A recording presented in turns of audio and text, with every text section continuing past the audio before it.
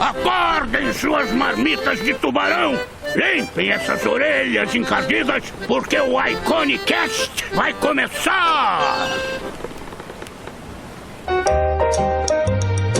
Buenos dias, queridos marujos e marujas, e sejam muito bem-vindos a mais um Iconicast. Eu sou o Henrique Lira. Eu sou o Marco Álvares. E hoje nós recebemos o grande, o magnânimo Paulo Inês, ou Paulo Ignez, né, Marco? Ignis, não sei. Cada um A gente tem, vai perguntar pra ele. É que nem falar Bolonha, não é? Você não sabe se é Bologna, se é Bolonha. Mas esse artista é incrível, esse character designer absurdamente competente e animador tradicional também, extremamente impressionante.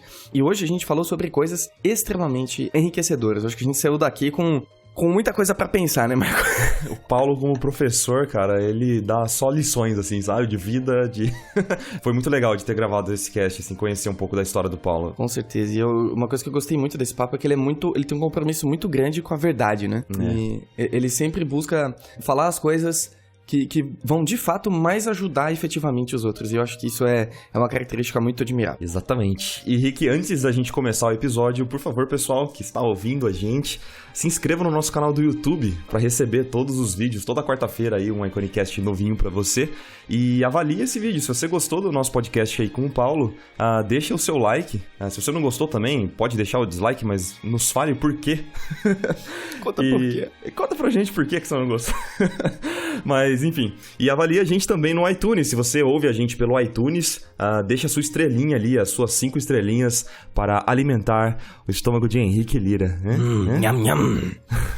Tem o Cookie Monster que se alimenta de cookies e um alimento de estrelinhas, olha aí. Muito bom. E também, galera, não se esqueça de deixar seu recadinho na garrafa aqui nos comentários. Você pode deixar no comentário no YouTube, ou também pode enviar aqui no link que a gente deixa dos recados na garrafa, que a gente vai ler com o maior carinho do mundo, tá certo? Mandem perguntas. Mandem perguntas. Mande perguntas. E no final também não esqueçam que a gente vai deixar um recadinho de amor e esperança para o seu dia. Olha aí. Que maravilha.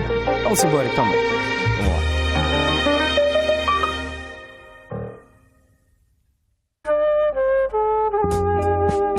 Cadê? Eu vou ouvir o Marujo falando?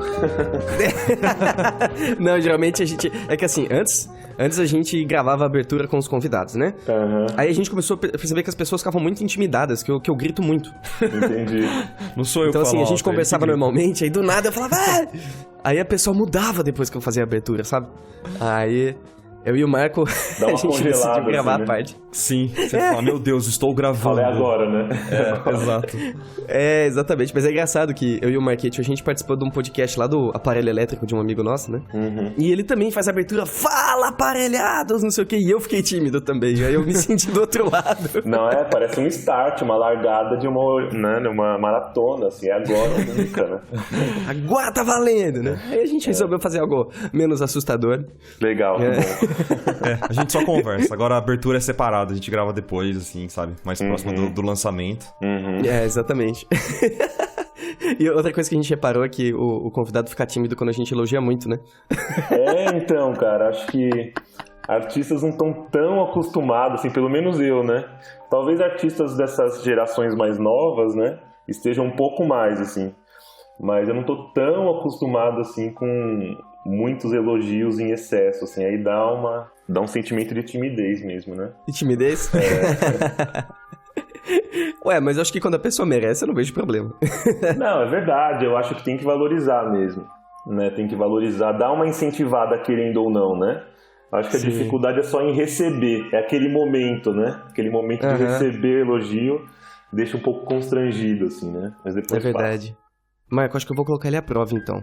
Paulo, eu acho o seu trabalho incrível. O seu Animation Reel é demais. Você, tanto como animador como character designer, é incrível, cara. O seu trabalho é muito bom mesmo.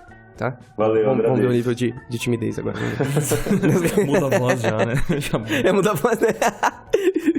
Mas é verdade, cara. Tenta se recuperar, aí daqui a pouco eu tô normal de novo. Já a gente volta. Já a gente volta, né? Muito bom, cara. E eu vejo seus personagens e eu vejo que tem um pouquinho do seu coração ali. Eu acho muito legal, cara. E uma coisa que eu queria te perguntar é: personagens sempre foram o seu principal interesse? Ou você já navegou por outros mares antes, assim? Você já foi direto pra personagem? Então, profissionalmente, eu comecei mesmo como animador, né? Eu acabei começando a trabalhar bem cedo, assim, né? Porque eu fiz um curso de animação, que é um curso básico, mas que me ajudou bastante no início, que foi na HGN Produções. É um estúdio que ainda existe e tudo mais. E na época, eu acho que eles ainda continuam dando aula, não sei muito bem como está funcionando. E foi bem cedo, né? Eu tinha 15 anos nessa época, então... Caramba! Depois de um certo tempo, eu realmente não tinha mais grana para pagar o curso. Meus pais, no caso, né? Não tinham mais grana para pagar o curso. E daí o Haroldo da HGN me chamou para estagiar lá com ele, né? Um esquema de estágio mesmo, assim. Ele achou que eu já estava com um trabalho bom o suficiente para começar como estagiário. Então eu comecei muito cedo como assistente de animação. Ah, né? que ótimo. E aí que eu descobri que, é meio óbvio, mas no início a gente não sabe, né? Eu descobri que tem um profissional que cria os personagens, né? No início a gente não sabe diferenciar muito bem essas coisas, né? A gente acha que vem do nada, né? Que surge de uma caixinha de Pandora mágica. Não sei se eu pensava que é o próprio animador que já fazia o personagem enquanto animava. Eu não sei exatamente, né? É aquelas coisas que a gente simplesmente não para pra pensar, né? Não para pra pensar, exatamente. Daí que eu descobri, né, vendo os livros, porque lá na HGN eu tive acesso a bons livros, sabe? Que naquela época não era tão comum assim ter aqui no Brasil, né? Querendo ou não, isso já tá indo aí pra 16, 17 anos atrás, né? E naquela época eu tive acesso não só a esses bons livros, mas também a vídeos que o Haroldo trouxe da Disney, porque ele trabalhou um tempo na Disney. Então, já naquela época eu tive acesso a vídeos, por exemplo, do Glen Keane ensinando a desenhar a Fera dentro da Disney, só para os animadores, sabe? Nossa, que privilégio ótimo, né? Então, cara, e eu sou muito grato por isso, assim, porque ele deixava a biblioteca dele e as fitas, era tudo fita cassete. Cassete, a fita de videocassete, VHS, né?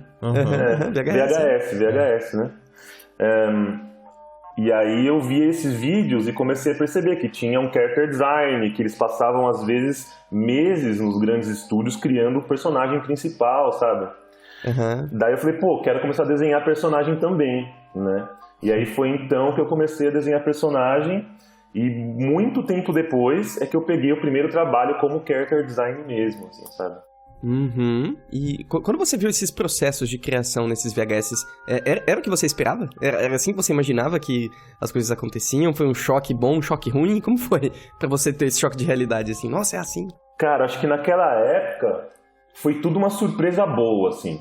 Eu não imaginava como era feito, né? Pra você ter uma ideia, quando eu cheguei na HGN pra fazer o curso, eu não desenhava nem fazendo esboço, eu não sabia nem fazer esboço. Caramba! Eu desenhava meio como um scanner, assim, se o personagem, eu sempre brinco com isso, né? Se o personagem tivesse com o dedo indicador apontado pra cima, eu começava na unha dele e ia descendo até o pé, sabe assim? Nada a ver, né? Vai escaneando, né? Tipo um scanner mesmo, né? Descendo lá de cima. Escaneava o personagem. E aí que eu aprendi esboço, inclusive quem me deu aula, a maioria assim, das aulas, nem foi o próprio Haroldo, né? Foi um cara chamado Demian e já desenhava muito bem, assim. Hoje ele mora no Canadá, inclusive. Eu tive a oportunidade de encontrar com ele lá, fiquei bem feliz muitos anos depois, mas muitos anos mesmo. Na verdade, há 2 anos atrás, então mais ou menos uns 14, 15 anos depois. E ele que me ensinou o esboço, assim, sabe? Falava, não, Paulo, você tem que construir o personagem, você tem que soltar mais o seu traço, você não precisa desenhar com a linha direto, né? Então, tudo que eu vi, aí quando eu vi o Glen Keane desenhando com aquele traço super solto, já foi uma outra surpresa, né? Aí também tinha outros vídeos dos Nine Old Men, né? Que são aqueles animadores antigos da Disney, né? Clássicos, né? Aí tinha, sei lá, o Frank Thomas, o Ollie Johnson desenhando, né? Mowgli, essas coisas e tal. Mas assim, foi um pouco difícil a adaptação, não foi de uma hora para outra, assim, só porque agora eu vi pessoas, né, profissionais desenhando, agora eu já consigo desenhar desse jeito, né? Porque é um outro pensamento imagina, que demora muito pra aprender também, né? Demora, cara, demora. Eu desenhava como uma criança até ali, né? Eu copiava lá, sei lá, as minhas caixas dos poucos bonecos dos Cavaleiros do Zodíaco que eu tinha. Eu copiava os meus poucos cards do Dragon Ball Z que eu tinha, né? copiava. Então eu ia pra casa desde muito cedo, né? Eu já desenhava. Daí eu ia pra casa dos meus amigos e a gente ficava lá copiando. E eu dava os meus jeitos, assim, de copiar e ficar parecido, né? Copiava também. Assim, eu criava umas linhas, guias, assim, sabe? Tipo, se o cotovelo do personagem batia mais ou menos na altura do tórax, eu fazia uma linha pra saber onde tava o cotovelo do personagem, sabe? As assim? linhas guias pra entender a distância, essas coisas. Isso, Só que não era uma linha de estrutura nem nada, assim, mas acabava servindo, né? Lógico. Foi meio que eu reinventando a roda, assim, com vontade de fazer o desenho bem feito, né? Mas demorou um pouco, cara, até começar a soltar o traço. Inclusive, nossa, eu passei, assim, anos, eu acho, penando com o meu traço, assim, sabe? Descobrindo o meu traço, como traçar e tudo mais, né? Não foi de uma hora pra outra, não. Mas eu acho que essa é a briga de todo mundo, né? Assim, é impressionante o número de pessoas que vêm perguntar pra gente, né? Sobre o estilo próprio, como eu tenho meu estilo próprio, como que eu desenvolvo meu estilo próprio, né? E eu acho que o Marco concorda comigo, a gente sempre diz que não sei se a melhor escolha é você buscar o estilo, mas sim continuar estudando, né? Continuar consumindo boas referências, continuar explorando você mesmo, né? E eu acho que as coisas vão surgindo naturalmente, né? Foi assim pra você? Então, eu acho que nesse quesito do estilo, no início é um pouco difícil estabelecer o seu estilo. Lógico que varia muito de artistas para artistas, né? Tem artistas que são um pouco mais embrionários, assim, né? Tem artistas que parecem que, assim, são um pouco mais livres dessas preocupações que a maioria dos artistas tem, né? Sim. Mas eu acho que é exceção, assim. A maioria, pelo que eu vejo dos estudantes e tal, né? Precisa primeiro entender aquilo que realmente gosta, né? Descobrir aquilo que realmente gosta, porque parece que no início o estudante gosta de tudo e não sabe nem discernir muito bem uma coisa da outra, né?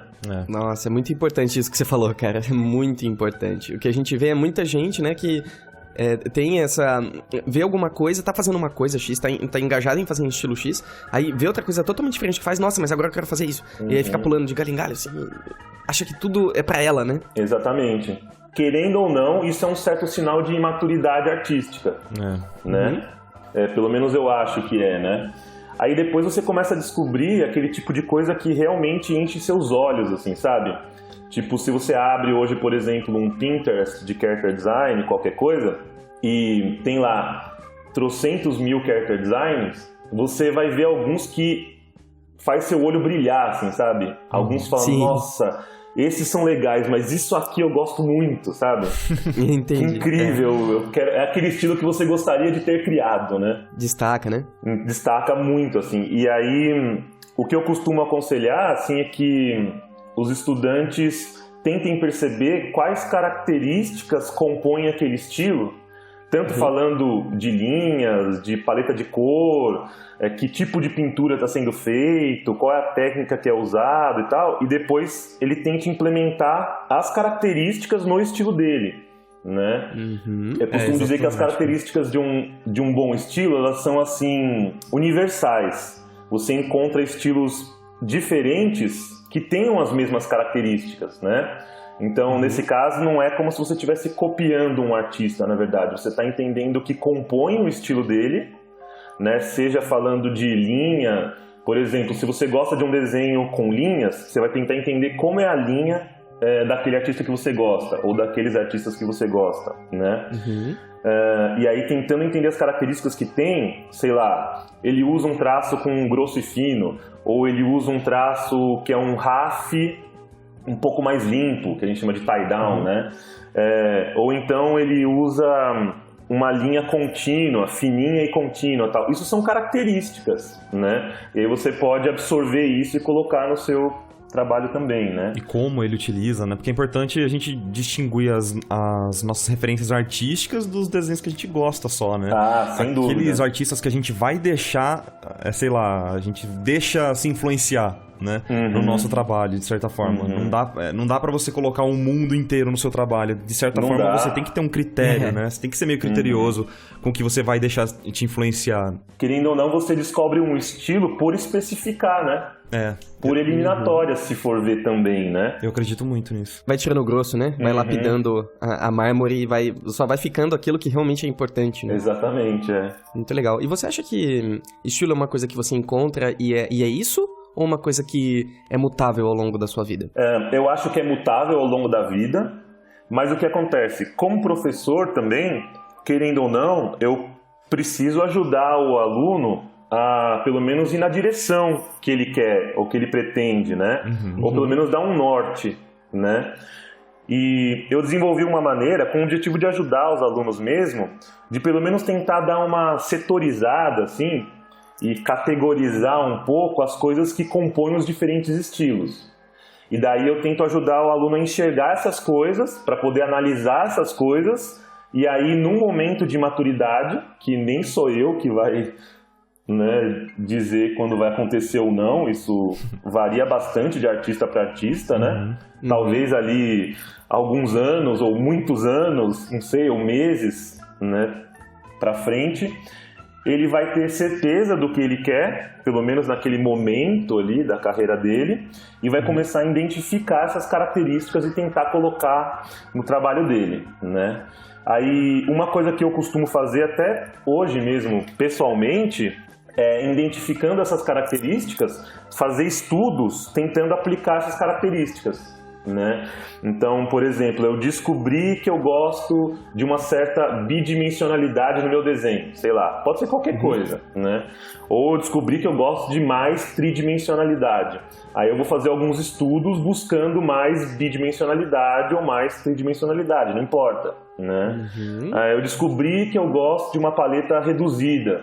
Aí eu vou fazer estudos tentando uma paleta reduzida. Eu acho que desse jeito você vai caminhando em direção ao seu estilo. Mas mesmo assim eu acho que é uma busca e que você não tem controle total, né? Com certeza, né? Eu gostei muito do que você disse, faz muito sentido pra mim, justamente porque, pelo que eu interpreto, é como se fosse uma abordagem científica, né? Você vai lá e você valida a sua hipótese, né? Isso. Será que é a linha que eu gosto? Aí você vai lá e você valida a sua hipótese. Você faz E testes. de validação em validação, exatamente. Você faz testes isso é para poder incrível. olhar para os testes e ver se realmente funcionou, se é realmente aquilo. Acho importante. Eu acho que demais. muito interessante, principalmente porque vem daquele ponto de que o desenho ele começa muito antes de você encostar o lápis no papel, né? Pra mim, sim, cara. Você analisa completamente. bastante. Eu faço muito disso também, Paulo. Eu me identifico com você, cara. Porque Legal. eu vejo alguns artistas que eu gosto e eu tento fazer a mesma coisa. Acho que não tão... acho que talvez não tão certeiro, mas é interessante, cara, ouvir você falando isso, sabe? Não Legal. dá pra acertar sempre, né? Essa é uma coisa que não pode confundir também, assim, por mais que você planeje um desenho, por mais que você estude e tal, eu acho que durante o processo você precisa ter uma certa liberdade, né? De acontecer os famosos happy accidents, né? E eu gosto muito de uma coisa que é uma frase que atribuíram ao Picasso, né? Mas vai saber se é dele, né? Que ele dizia assim que enquanto você desenha, você tem um diálogo com o seu desenho. Então você pode também ir ouvindo aquilo que o desenho está pedindo enquanto desenha. Ah, que legal. Né? Então, depois que você aprende essa linguagem e aprende a escutar um pouco, eu sei que parece meio, sei lá, místico ou qualquer coisa do tipo, né? Mas não é assim, é verdade. Você faz uma forma qualquer, parece que você consegue começar a perceber quais formas dariam certo com aquela forma, sabe? Ou você faz um ângulo em determinada parte do corpo, meio que aquele ângulo, sei lá, dos ombros te pedem os ângulos da cintura, né? E aí, então você pode também ir ouvindo o que o seu desenho está pedindo enquanto desenha. Então, talvez, hoje em dia, para mim, uma mescla entre um certo planejamento e um certo domínio do que você está fazendo, entre aspas, e também dar uma liberdade para as coisas irem acontecendo, é o ideal, assim, né? Para mim, pelo menos. Que incrível. Nossa, incrível, incrível. Legal, porque durante o desenho, as demandas vão mudando, né? Porque você já vai ter mais referências para tomar escolhas, né? Isso, E às vezes aquilo Muito que você bom. planejou talvez não funcione completamente. Então, às vezes não vale a pena ficar investindo tanto tempo numa coisa que você já percebeu que não tá funcionando exatamente como você imaginou que ia funcionar, sabe? Sim, cara. Nossa. Certo, perfeito, perfeito. Pegando um pouco esse gancho do Marco de pensar no processo antes de desenhar, como que acontece isso dentro de você? O que você tá pensando antes de colocar o lápis no papel? Bom, acho que também depende muito do que eu tô fazendo, né? Quando é um job e tem um diretor de arte, ou seja um diretor, qualquer um supervisor, na maioria das vezes tem uma demanda, né? E eu tenho que atender aquela demanda. Então, se o diretor quer um determinado estilo, eu tenho que pensar um pouco sobre o que compõe aquele estilo. Se o diretor quer um tipo de personagem com um certo costume, né, com uma roupa qualquer, que esteja no universo qualquer, eu tenho que pensar nessas coisas também. Mas mesmo nesses casos eu tento dividir um pouco melhor o processo, assim, porque eu acho que pensar em tudo ao mesmo tempo é coisa demais, sabe assim? Sim, então, certo. dá uma bugada, né? Tem que tomar cuidado com isso também, porque senão fica muito pesado, né? Então, eu tive a oportunidade, assim, de aprender com alguns bons profissionais, assim, do mercado e tal, inclusive dos grandes estúdios, que eles dividem o processo em mais etapas, muitas vezes, né? Então, por exemplo, se é um job onde o diretor me pede um pose sheet de um personagem, né? Ou um expression sheet, não importa, eu não vou pro expression sheet direto, né? Ou pro pose sheet direto. Eu provavelmente vou criar primeiro o design do personagem numa pose mais comum, uma pose mais default, né? Uma pose mais assim longilínea, em pé, onde eu consigo enxergar bem as proporções do personagem, os shapes, a linguagem de shape do personagem e tal. Consiga distribuir bem as massas, né, do personagem. A hora que eu chegar no resultado legal, eu começo a fazer as poses, por exemplo, né? Sim. Isso falando profissionalmente, porque eu acho que você precisa dividir as etapas de maneira que funcione, né, como profissional, assim. Agora, talvez também fazendo trabalhos mais pessoais, aonde inclusive eu dou até mais margem para exploração, né? Aquele tipo de trabalho que você faz porque você realmente gosta, assim, né? Que tem as características que você gosta e pronto, assim. Você não está tão preocupado em atender demanda nenhuma, né? Nesse caso, muitas vezes eu já dou um pouco mais de margem para ir tendo as vontades enquanto eu desenho, né? Inclusive é uma coisa que eu consegui desenvolver muito mais pra frente, assim, que na minha opinião tem a ver com uma certa evolução artística, mas é uma evolução artística que não necessariamente tem a ver com o lado profissional do artista, talvez tenha mais a ver com o lado pessoal, que eu acho bem importante também, né? Aonde eu tento ouvir muito mais, assim, as minhas vontades enquanto eu desenho, né? Eu tento muito mais ouvir o próprio desenho mesmo, qual é a próxima linha que ele está pedindo, qual é a próxima forma que eu acho que vai funcionar, se eu devo ou não fazer uma achura num lugar, se eu devo ou não fazer uma textura num lugar, enquanto eu desenho, assim. Então eu acho que hoje em dia eu consigo trabalhar de maneiras diferentes, assim. Inclusive eu tento variar, né, para experimentar um pouco, porque eu acho que no mínimo isso vai ampliar meus horizontes, assim, sabe? Vai abrir a minha mente e também vai me dar mais experiência, né? Com certeza. Acho que é um dos segredos, né, Paulo? Você sempre tá tentando se reinventar e buscar outras coisas, porque senão você fica... Você não sai do lugar com o seu desenho, se você não fizer isso, né? Fica estagnado mesmo, né, cara?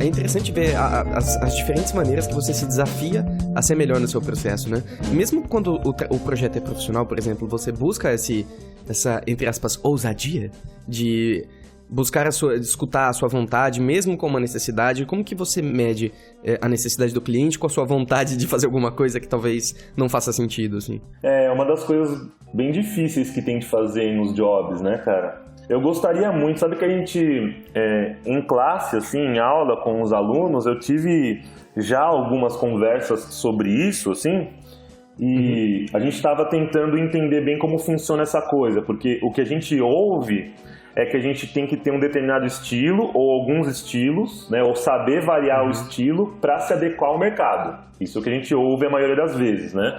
Porque o mercado está pedindo alguns determinados estilos em determinados momentos, né? Aí depois você começa a cogitar que existe outra possibilidade também, que é você trabalhar em outros mercados. Então você não precisa só trabalhar no mercado de animação. Talvez no mercado de animação você faria um character design no estilo que está sendo feito aquela série, porque o character design ele é uma função tanto de pré-produção quanto de produção, né? Isso que é interessante. Então você pode tanto criar o personagem, quanto você pode ser chamado para fazer mais personagens, mais props, mais model sheets dentro de um estilo que já foi criado, né? Dependendo do caso, você vai ter muito menos autonomia, né? Muito menos autonomia.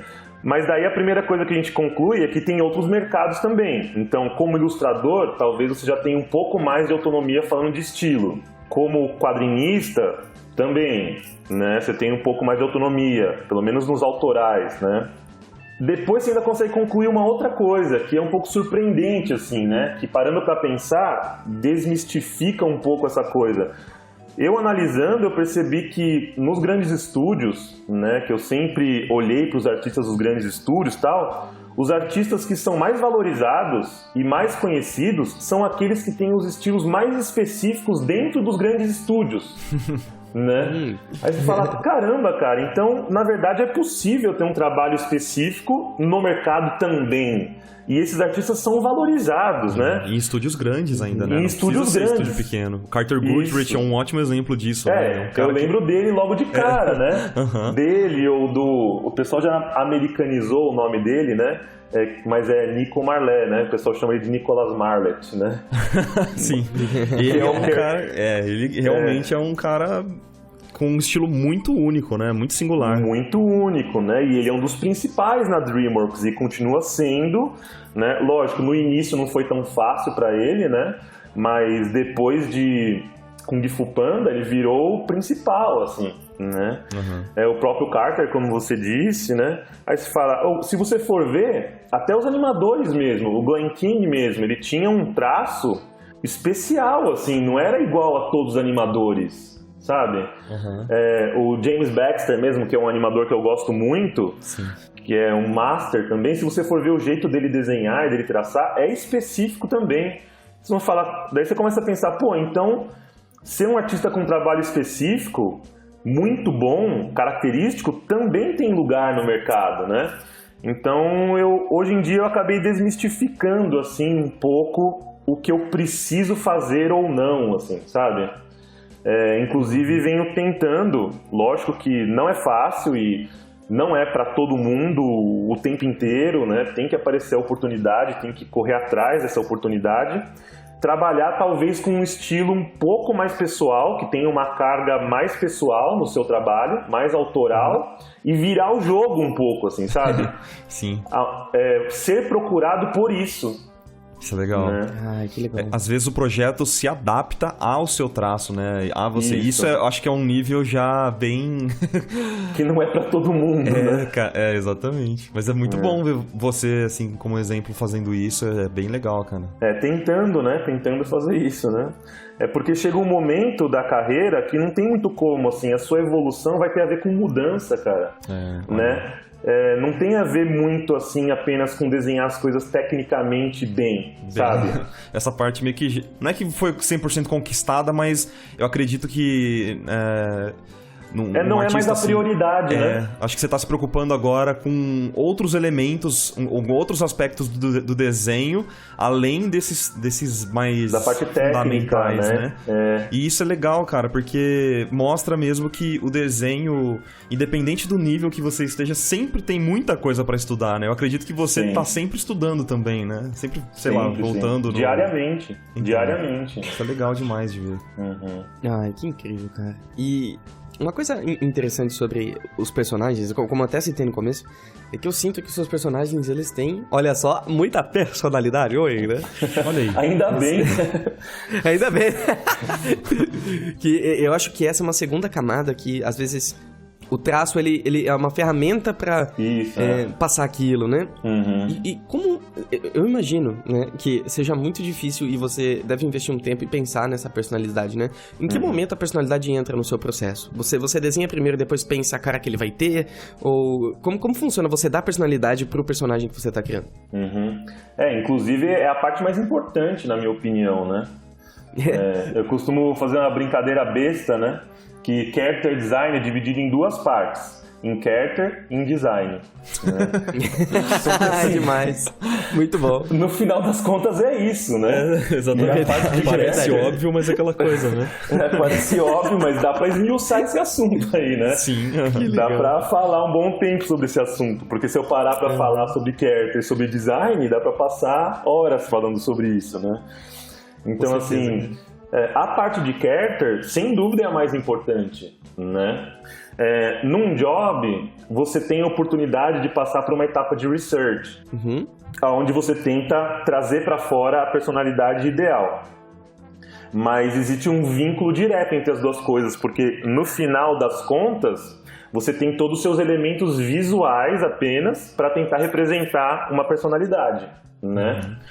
Então, tem a ver, talvez, inicialmente com uma linguagem de shape, depois tem a ver com a linha de ação que você usou, com a linguagem corporal que você usou. São todas essas coisas que eu costumo dizer que estão por trás do desenho, que não é a linha em si, né? Ou que não é a cor necessariamente, né?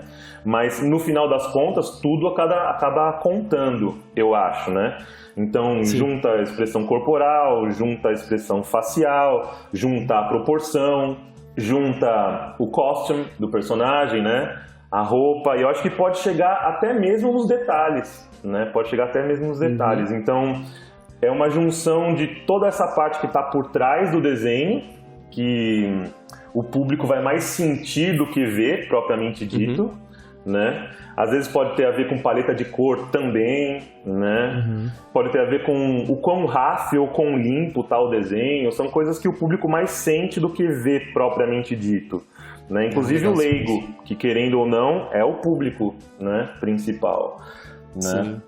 Entra muito na questão da semiótica, né? Nos Isso, níveis de interpretação que a gente tem das coisas. Isso é outro assunto também que dá pra ir longe se a gente deixar, né? Tem muita coisa pra falar sobre isso, né? Muito, né, Paulo? E aí acaba caindo até mesmo nas coisas mais efêmeras, entre aspas, né? Mais óbvias, assim, sabe? Então, às vezes se um personagem tem uma sobrancelha um pouco mais grossa, um pouco mais fina, faz diferença, sabe? Se ele tem os olhos um pouquinho mais afastados ou um pouco mais junto, faz diferença. Se ele tem o nariz um pouco mais longe dos olhos, um pouco mais perto dos olhos, faz diferença. É verdade. O tipo de cabelo que ele usa, né? Se é uma garotinha que tem uma mecha roxa no cabelo, dá uma impressão. Se ela não tem a mecha roxa, dá outra impressão. Né? É verdade. É incrível como a gente, enquanto ser humano, a gente consegue captar informações nos mínimos detalhes, Consegue. né? É incrível isso, cara. Eu até costumo dizer, às vezes, é um assunto, talvez dos assuntos que eu tenha uma opinião, assim, não muito formada sobre ainda, que é o seguinte: se você for parar para perceber, a maioria dos designs que tem uma aceitação direta do público, e uma aceitação boa do público, tá trabalhando com estereótipos, se você for ver. A maioria deles. E tentar lutar contra os estereótipos é muito difícil. Muito difícil. Então, por exemplo... A questão da familiaridade, né? Isso. Porque ao mesmo tempo que a gente está num momento em que a sociedade está tentando lutar contra os estereótipos, né? E tentando lutar pelo direito das minorias e tudo mais, o que é super legal, eu acho que no final das contas a gente continua aceitando muito bem os estereótipos. Muito bem. Né? Então eu vi recentemente lá um videozinho que mostrava a paleta de cor de um dos grandes diretores, um cara jovem e tal, e as paletas de cor que ele usa nos filmes dele. Estereotipado total, assim. E ele é super bem aceito, tanto pelo público quanto pela crítica, assim, sabe? E sempre ainda acontece aquele tipo de coisa assim, você tem que criar uma turminha de personagens, as famosas turminhas, né? Que é bem comum no Brasil. Aí você cria uma líder da turminha que é uma garota, né? Em primeiro lugar, e depois ela é gordinha, por exemplo. você pode mostrar para o cliente e pode ter certeza, vai ter uma chance enorme do cliente dizer, essa aqui é a líder, nossa, mas ela não parece muito a líder, né? Ela parece mais aquela atrapalhada, aquela que vai fazer besteira, sabe assim? Nossa, sim, sim. Então, querendo ou não, cara, ainda tem esse tabu que é do tamanho do mundo para quebrar, assim, né? E até lá, eu vejo o pessoal trabalhando em cima de estereótipos mesmo, assim. É porque não é só fazer o que você quer, é fazer o que vende também, né? Isso, então. Isso. O que na concepção de quem tá comprando vai vender. Né? Exatamente. E por isso que eu gosto, hoje em dia, eu gosto muito de filmes, como por exemplo os Box Trolls ou então Paranorman, né? Onde eles conseguiram fazer isso com uma maestria enorme, né? Aí você pega, por exemplo, o Box Trolls, onde a garotinha, né, que é já colocada assim no filme logo como a filhinha, patricinha, né, do Lorde da cidade, tem mais autonomia do que o personagem principal, ela é super ativa, é meio gordinha, sabe?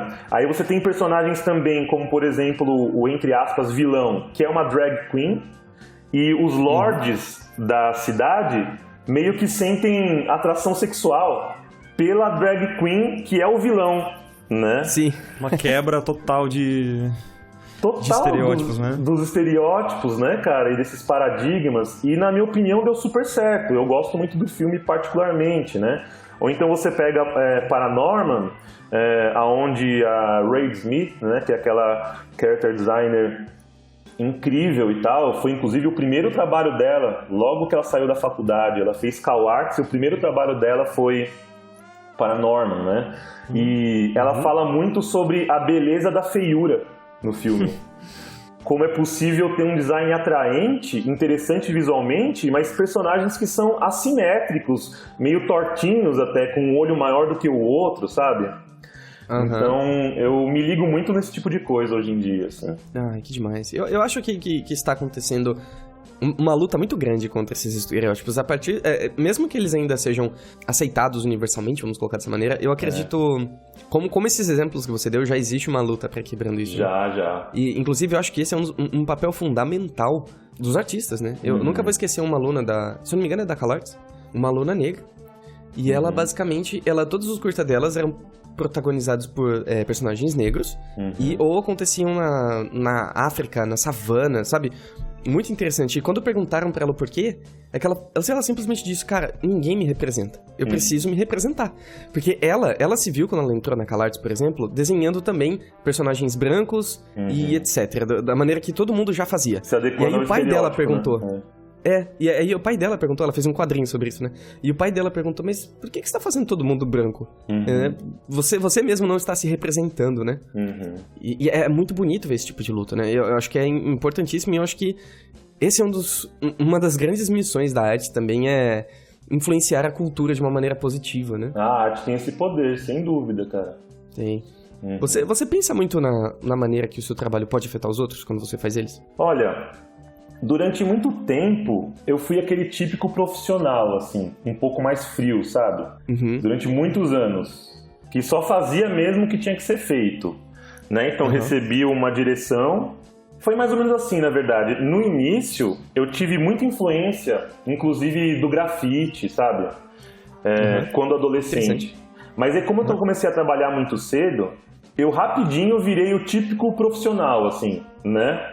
Certo. No início, lógico, tive dificuldade como profissional. No início não era um bom profissional, como quase ninguém é no início, né? Então tenho certeza que deixei a desejar muito, assim, nos primeiros anos. Você, na verdade, continua sendo meio que um estagiário, mas já é considerado profissional, sabe assim? Sim. Então, por exemplo, o artista que me deu a primeira oportunidade de animar foi o Sandro Cleuso, né? Ai, maravilhoso. Nossa, é demais. E assim... ter começado com ele tem um certo nível de exigência alto, mas eu não estava no momento apto, né, para animar no nível de qualidade que ele precisava, né? Então, ao mesmo tempo que foi super bom, foi super difícil por causa disso, né? Imagina. Só que ele, naquela época, deu oportunidade e depois me deu outras oportunidades de trabalhar com ele, né? Isso porque eu me posicionei como um estagiário, falei que era meu primeiro trabalho como animador e tudo mais.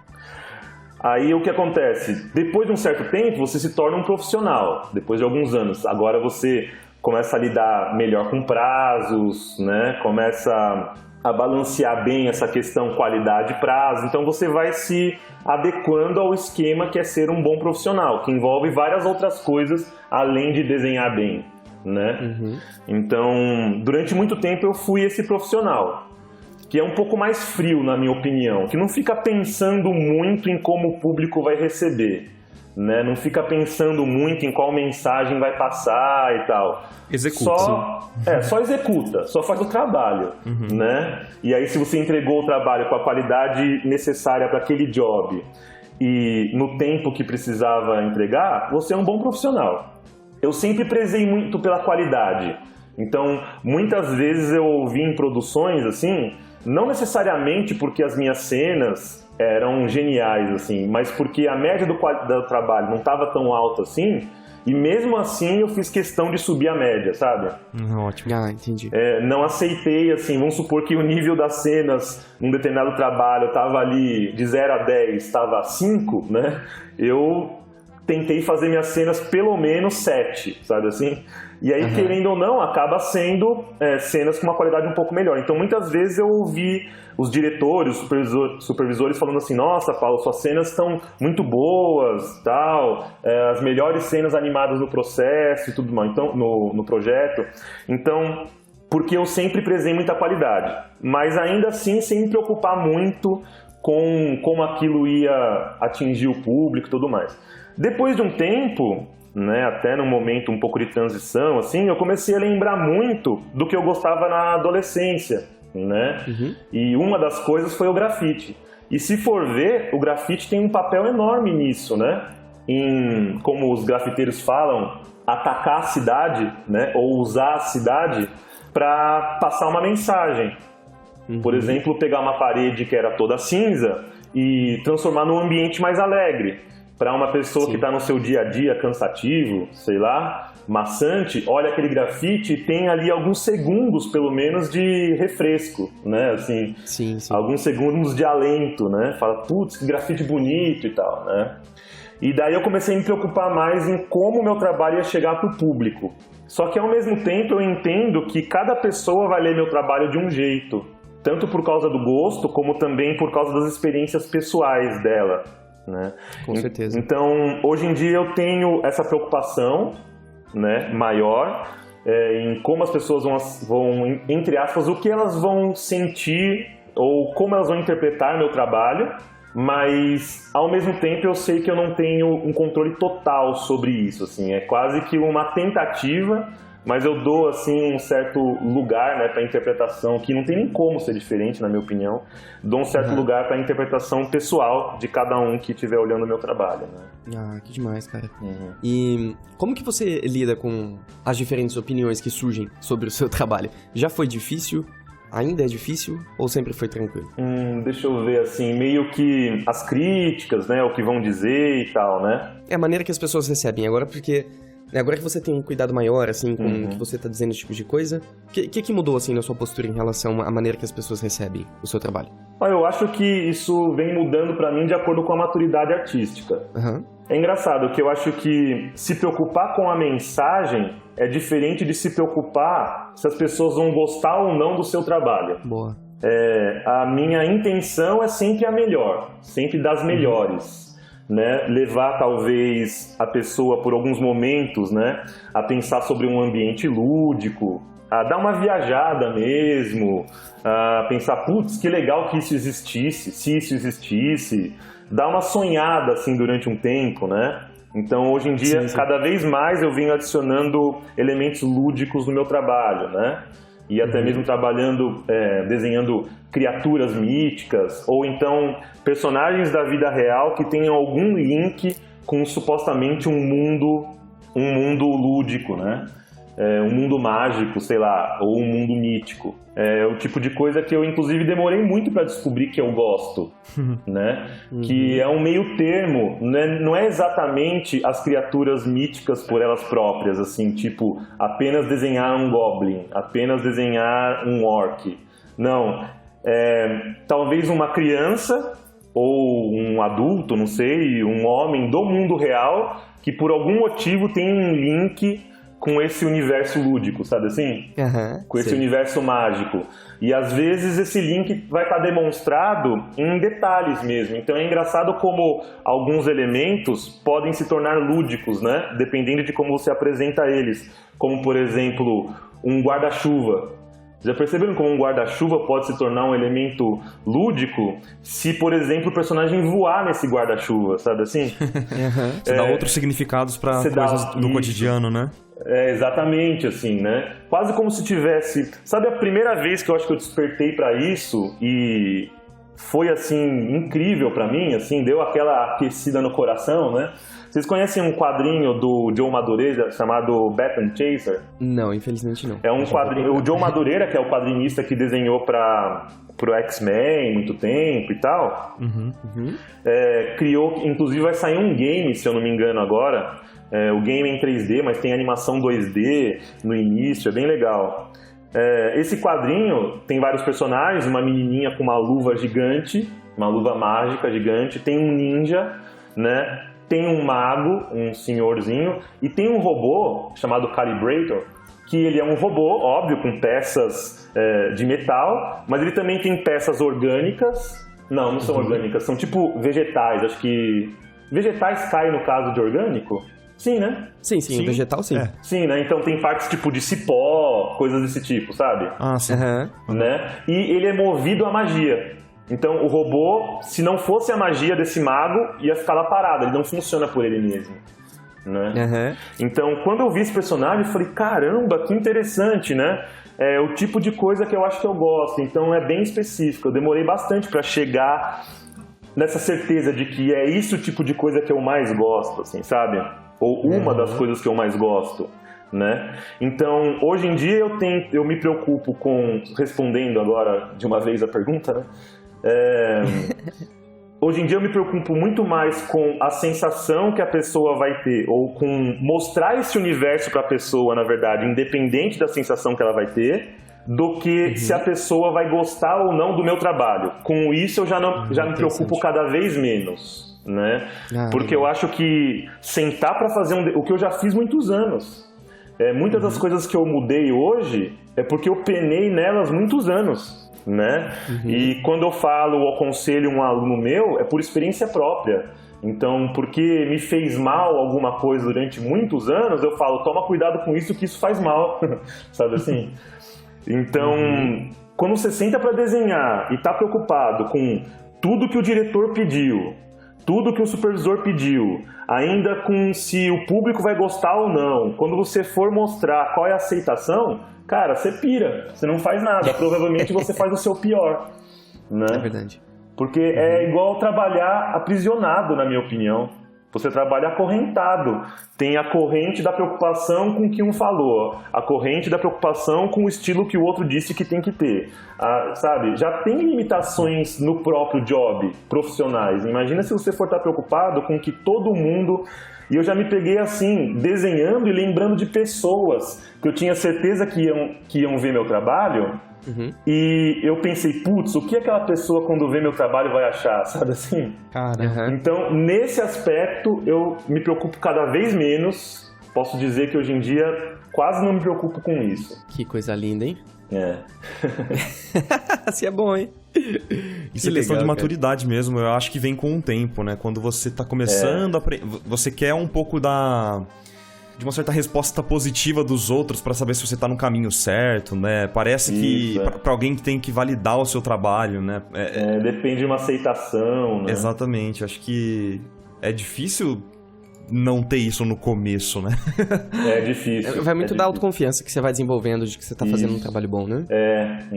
Inclusive tem gente que no início seta o seu estilo baseado naquilo que possa ter uma boa aceitação. Né? Só que se for ser sincero consigo mesmo, Hoje eu faço muito isso, assim, de me autoanalisar, de pensar e repensar sobre as coisas, né? Eu percebo que não é todo mundo que tem esse costume, né? E aí, se você for ser sincero com você mesmo, você fala, putz, na verdade isso não é o tipo de coisa que eu mais gosto. Eu tô fazendo porque eu descobri que tem uma boa aceitação, sabe? Assim, hoje em dia a pessoa poderia dizer assim, nossa, eu postei um desenho em determinado estilo e teve muitos likes, foi o meu desenho que mais teve likes, agora eu vou fazer só nesse estilo, sabe assim? Mas na verdade você não está sendo completamente sincero com você mesmo, né? Então hoje eu tento ser mais sincero possível, assim. Incrível.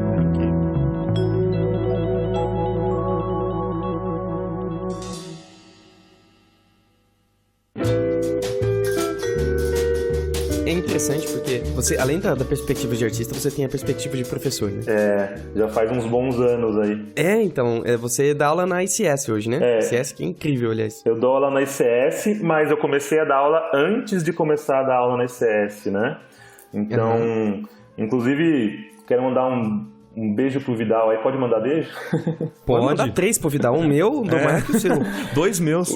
O Vidal merece 20 mil beijos, né, cara? Com certeza. Não só o Vidal quanto o Fernando também, né? São os dois donos da ICS que me acolheram super bem e são profissionais incríveis, né? E realmente fazem total diferença naquela escola, na mentalidade da escola, na escolha dos professores e tudo mais. Então, sou muito grato a eles mesmo, assim. Mas eu já dava aula antes, online. Na verdade, a primeira pessoa que me deu oportunidade, outra pessoa que eu queria citar o nome, pelo menos, aqui, é o Runi Bennett, né? Não só o Runi Bennett, Runi Bennett é demais, hein? Como a Rosana Urbis, né? Os dois, quando eram casados, há uns anos atrás, tinham um estúdio no Brasil chamado RR Animation Films, né? E a Rosana continua com o estúdio, né, tudo mais, e hoje o Runi mora nos Estados Unidos e trabalha na DreamWorks, né, ele é Head of Animation na DreamWorks, né. Ele foi quem me disse a primeira vez, Paulo, eu acho que você leva jeito pra ensinar, hein, cara. Quando você fala sobre design, quando você fala sobre animação, você parece que sabe do que tá falando, explica bem. Que tal a gente fazer um workshop aqui na RR? Daí a gente fez um workshop gratuito lá na RR, né? E com pouquíssimas vagas e tal. E o workshop bombou, assim, né? E aí foi muito mais gente do que a gente tinha lugar, assim, sabe? As pessoas ficaram sentadas no chão e tudo mais. Mas isso mais por causa do nome da RR na época do que por causa de mim, né? O pessoal já conhecia a Rosana, já conhecia o Runi e tal. E eu era um profissional que trabalhava dentro da RR, assim como outros, como o Carlos Luzzi, né? Tinha o Douglas, também vários outros profissionais o Carlinhos, que é um animador também que faleceu recentemente, inclusive, trabalhavam lá dentro. E o Runi me deu essa oportunidade. Daí, dos alunos ou dos participantes desse workshop, alguns me procuraram para dar aula online. Então, aí que eu comecei a dar aula online, mais ou menos uns 3 anos antes de começar a dar aula na ICS. Né? Então, de ICS está indo aí para 6 anos, mais ou menos, que eu estou dando aula lá. Muito feliz mesmo, assim, só dos meus cursos, né, formam-se mais ou menos 50 alunos por ano, tanto do curso de Character Design quanto do curso de animação, né, e aí mais esses 3 anos que eu já dava aula, então tá indo aí para quase 10 anos dando aula já, né. Firme e forte. Firme e forte, e realmente gostando muito de dar aula, não é um bico, sabe assim? Como não é tipo, vou dar uma aulinha aqui para ganhar um dinheiro a mais. Não, eu realmente considero hoje dar aula talvez 50% mesmo da minha carreira, da minha profissão, né? Sim. E eu realmente gosto bastante da aula e aprendo muito como professor, né? Que legal, né? Dizem muito que quando você fala sobre o que você sabe, você solidifica o conhecimento. Sem dúvida, cara. Sem dúvida. De estar falando sempre fica na ponta da língua, né? E você começa a entender coisas que você não entendia antes também, né? E o legal também é que você vai vendo... Esse é um assunto interessante, eu acho. Você vai vendo a evolução de diferentes pessoas, de diferentes artistas. e você vai sacando um pouco essas pessoas, né? Então você vai sacando quanto cada um estuda, a relação que tem entre o estudo de cada um e a evolução dele, né? E você vai sacando diferentes casos, né? E aprendendo um pouco isso, assim. Então evita de você ser aquele cara muito extremista, assim, sabe? Que só acredita numa coisa, que é alguém que não analisou muito bem ou que não olhou para trás, não conhece muito de história, sabe assim? Eu costumo brincar que quando você ouvir uma pessoa dizendo hoje em dia tal coisa, essa pessoa tem grande chance de não ter muito conhecimento sobre história. Né? Porque acho que é inédito alguma porque coisa. Porque acho que é inédito. Problema... Assim, nunca aconteceu aquilo antes, assim, sabe? Sim. Né? É verdade, cara. E, na verdade, eu acho que as coisas são mais cíclicas, né? Talvez as intensidades tenham mudado, ou mudou né? a As forma, intensidades dos acontecimentos, por causa, inclusive, da tecnologia e tudo mais, mas o tipo de coisa que aconteceu, tenho certeza que já aconteceu antes, né? E aí eu vou analisando os alunos e o aprendizado, o jeito dele lidar, como ele aceita os conteúdos, como aquilo funciona para ele aprender ou não, né? E eu vou melhorando como pessoa, como professor, e inclusive vou melhorando o curso também, né? Com certeza, né? E uma coisa interessante, assim, qual que é o perfil geral de um aluno que você olha depois de alguns anos e fala, poxa, esse cara evoluiu? O que ele fazia durante o período que ele era seu aluno? Que você repara que são, assim, hábitos que são frequentes das pessoas que realmente conseguem evoluir e conseguir conquistar bastante coisa, assim. Qual que você acha que são essas características principais?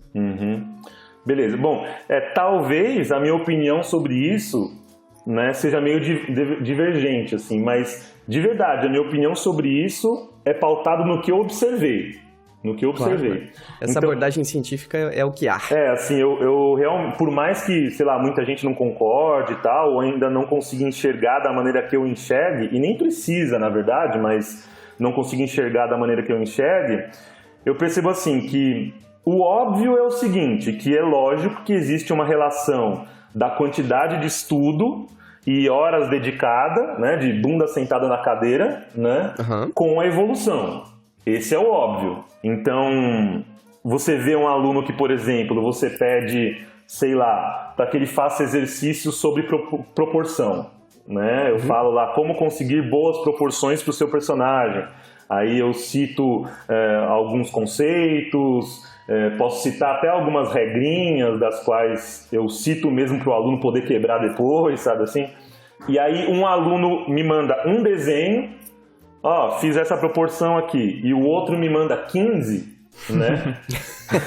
E isso acontece, é claro que a chance desse que fez 15 proporções de entender mais rápido e de estar criando personagens com proporções mais legais, né? E mais rápido é grande. Agora, eu também tenho que falar, não posso deixar de falar isso, que tem exceções. Tem pessoas que você vê que evoluem muito rápido, porque você fala A para aquele aluno, na outra aula ele volta com o abecedário inteiro. E aí você fala, mas quem te falou isso? Ele falou, então, eu fui pensando e saquei tal coisa. Buscou sozinho. Buscou, sacou. Então, assim, eu acho que como todo mundo tem características físicas diferentes, nós temos também características psíquicas diferentes, né?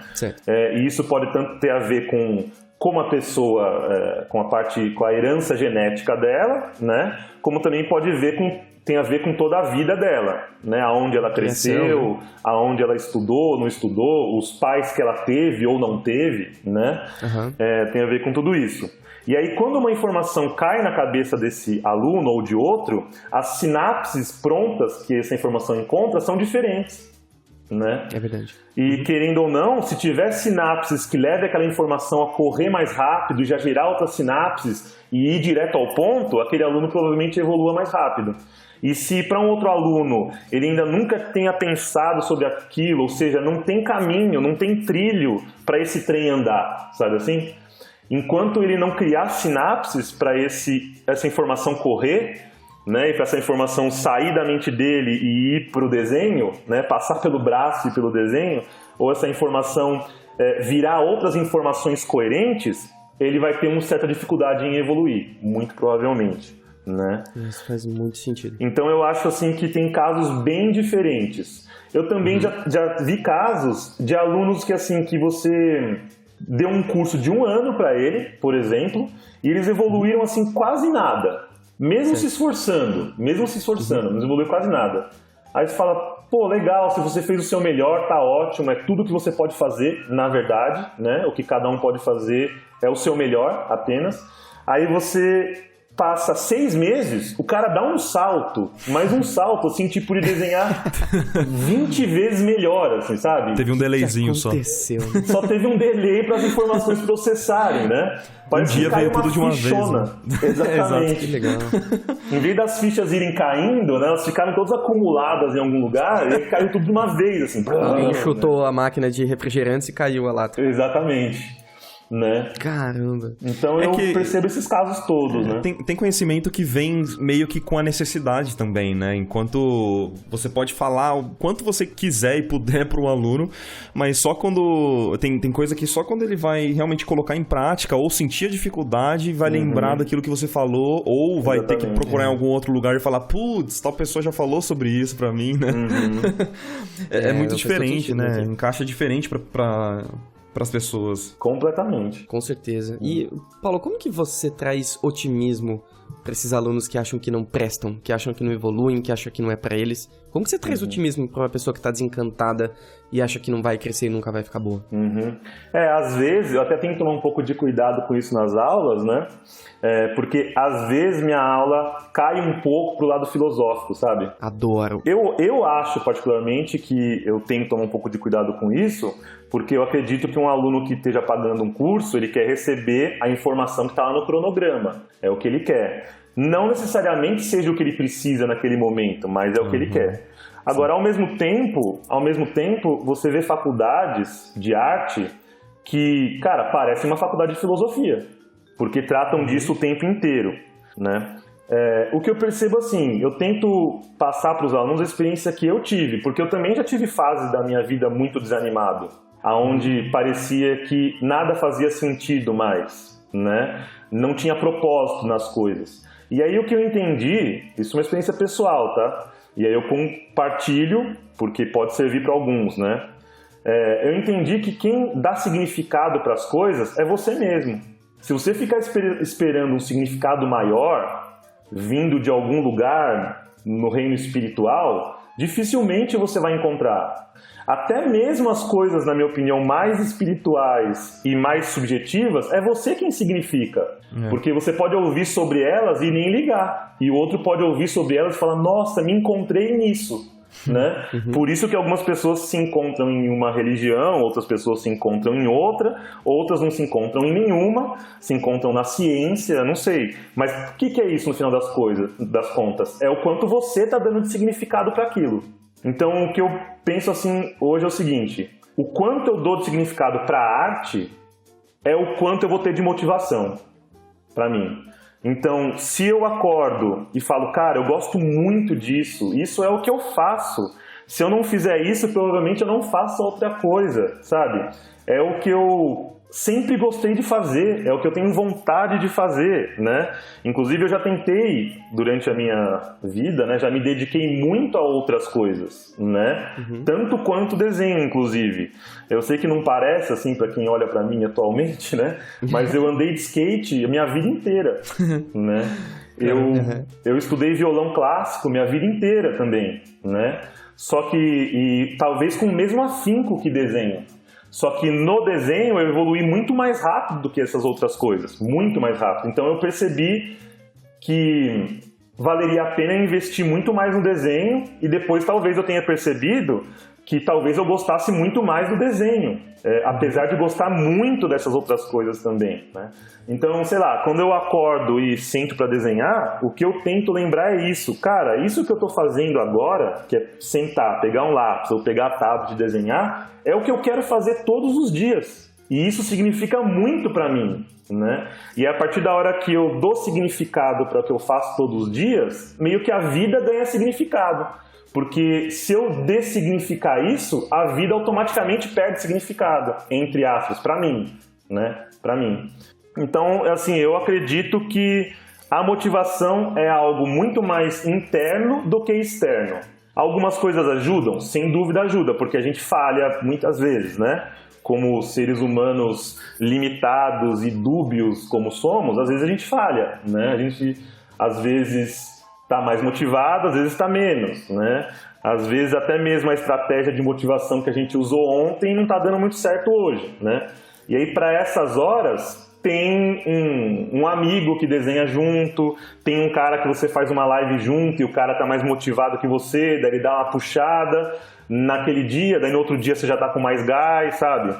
Então, acho que são essas duas coisas que servem pra mim, pelo menos, assim. Uma motivação que vem de dentro pra fora, quase como se você tentasse manter a chaminha acesa, né? Aquela velha chaminha acesa, né?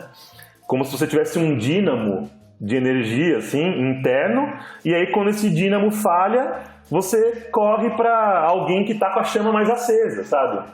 Né? Então você vai desenhar junto com alguém, você vai conversar com alguém, né? Ou você vê o trabalho, ou uma live, ou um podcast, né? De alguém que vai trazer inspiração, aí aquilo meio que acende de novo a chama e fala, não, agora vamos, dá para ir mais um tempo, sabe?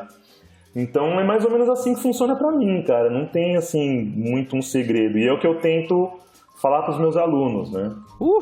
Que aula. Cara, tô falando demais. Às vezes acho que eu falo demais. Não. Vou tentar cara, responder mais maravilhoso. curto as coisas. Não, por favor. Fica à vontade pra falar. Duvido que alguém tá achando ruim. Inclusive, eu acho que o Marco, isso ressoou. O que você falou, eu tenho a impressão que veio como uma flecha no meio da artéria do Marco. Eu só tô, de longe, você falando, eu só pensando, nossa, o Marco agora deve estar. Sim, cara. Escorreu uma lagriminha aí, Marco. Não, puxa, porque eu ia até comentar no final do podcast que tá me fazendo muito bem, assim, sabe? Porque eu tô passando legal, por, assim, dias difíceis, sabe? Acho que se fez bem pra uma pessoa, já valeu a pena. Já fez pra mim, Paulo. Obrigado, cara. Realmente, então já valeu. Nem precisa publicar, cara. Fica entre nós, né?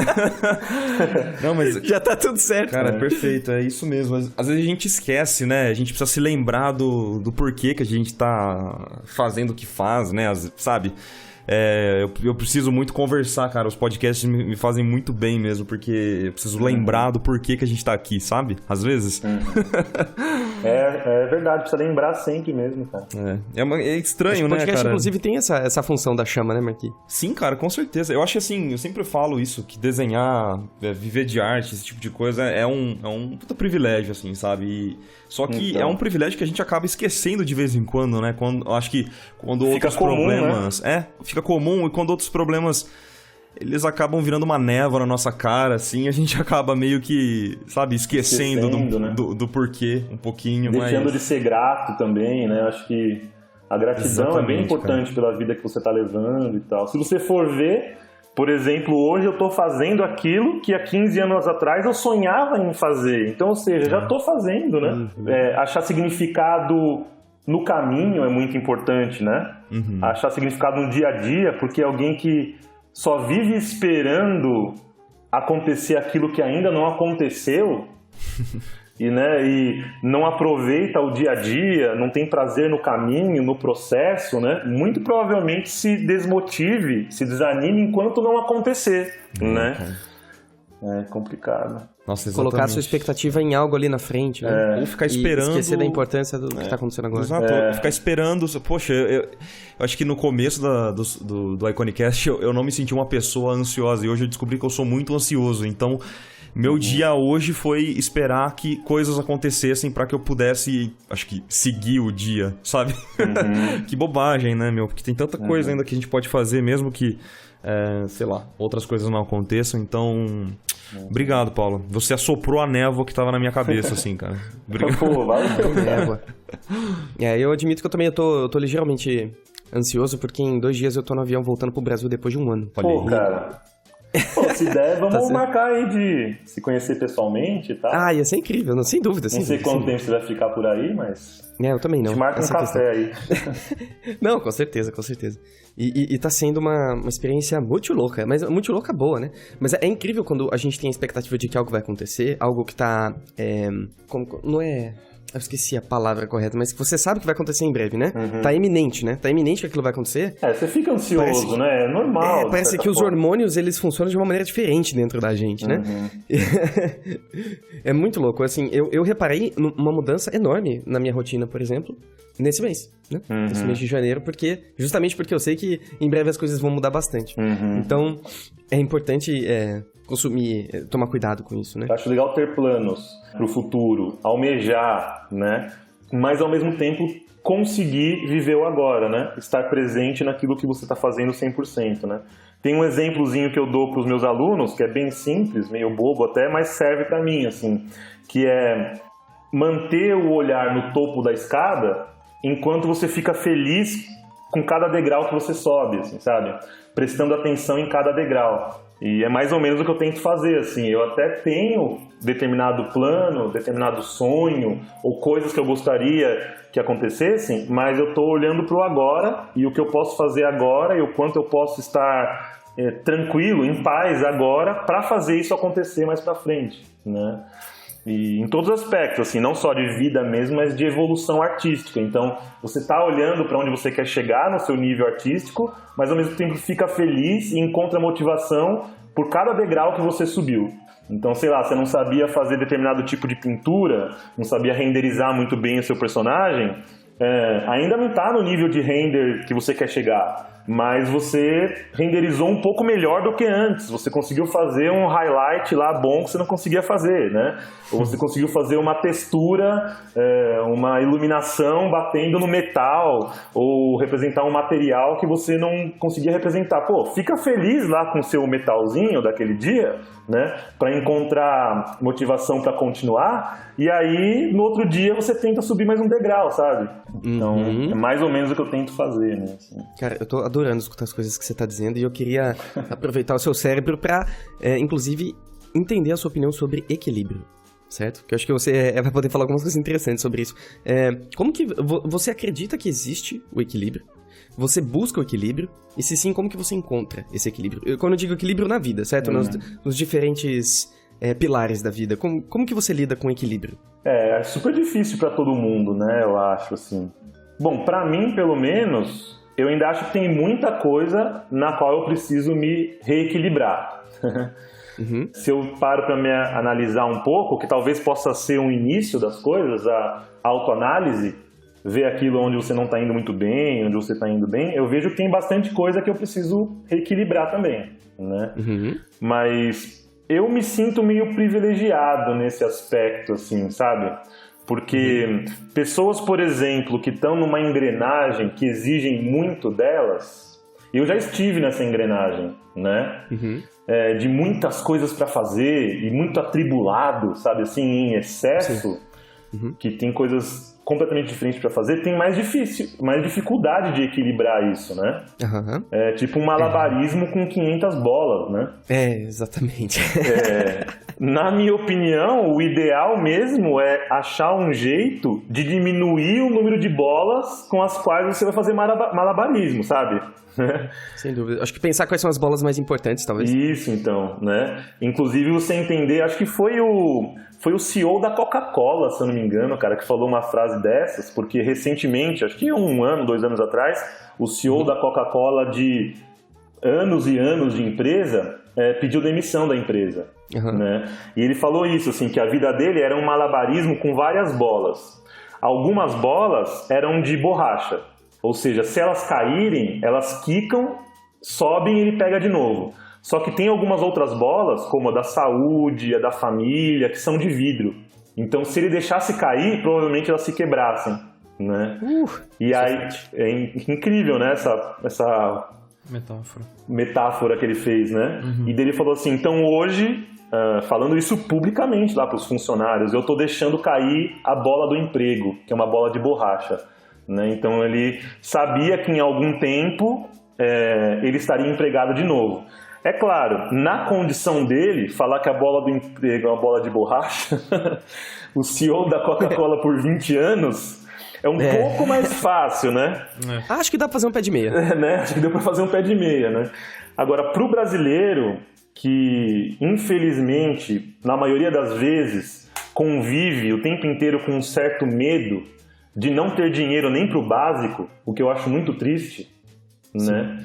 Fica muito difícil, cara, porque querendo ou não, você se adoenta um pouco. Imagina ter como diretriz da sua vida o medo. Isso é bem triste, né? E é a realidade de mais gente do que a gente acredita. Nossa, de muitas pessoas. Mais pessoas do que a gente... Muitas Cara, pessoas. eu vi uma coisa recentemente que eu fiquei estupefado, acho que é a palavra. Estupefato, né? Que foi um TED Talk que eu vi de uma mulher que ela fez um aplicativo que basicamente mostra...